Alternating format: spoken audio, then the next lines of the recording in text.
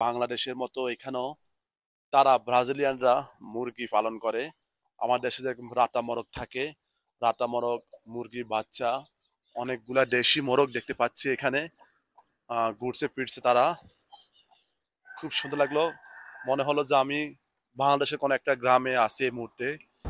সুপ্রিয় দর্শক, আসসালামু আলাইকুম। আমি মিঠু আছি এই মুহূর্তে আপনাদের সাথে। আমরা এই মুহূর্তে আছি ব্রাজিলের একটি প্রাচীনতম এলাকায়, একটা গ্রামীণ জনজীবন যেখানে থমকে দাঁড়ায় সব কিছু।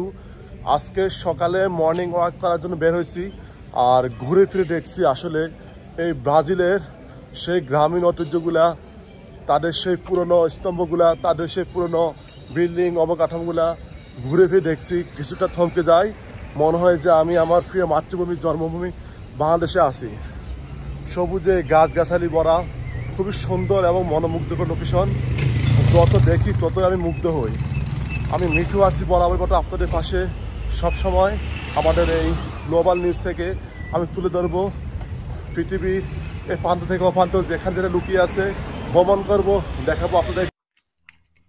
আমি যাচ্ছিলাম এই পথ ধরে, দেখলাম আমাদের বাংলাদেশের মতো এখানেও তারা ব্রাজিলিয়ানরা মুরগি পালন করে।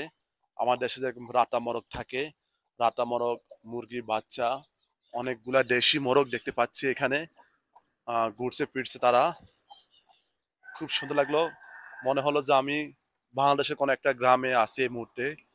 কিন্তু আমি বর্তমানে 1600 কিলোমিটার দূর বাংলাদেশ থেকে ব্রাজিলে আছি। কিন্তু এখানে এসে মনে হলো যে আমি আমার সেই চিরচেনা আমার বাংলাদেশে মনে একটি গ্রামের ভিতরে ঢুকে পড়ছি। আমি খুব ভালো লাগলো। আমি আসলে আসার পর থেকে এরকম দেশি মোরগ দেখি নাই।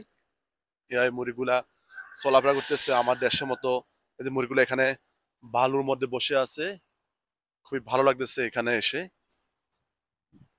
এটা একটা মহল্লার মতো এলাকা, সেখানে হয়তো তারা এই মুরগিগুলো পালন করে।